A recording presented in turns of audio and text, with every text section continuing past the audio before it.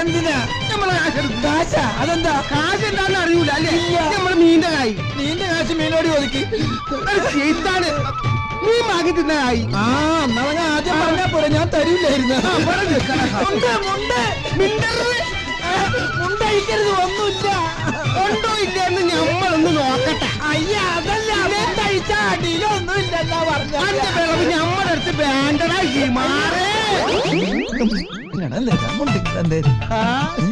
ഞാൻ പറഞ്ഞതല്ലേ അടിയിലൊന്നുമില്ലെന്ന്. കൊള്ളാലാടാ, അനക്കിത് കണ്ടിന്യൂ ചെയ്യാട്ടാ. നമുക്ക് ഞാൻ തരൂല. ആരെങ്കിലും ഒന്ന് താ. ചാടിക്കളി ചാടിക്കളി. മുണ്ട് തരാൻ പറഞ്ഞു. മുണ്ട്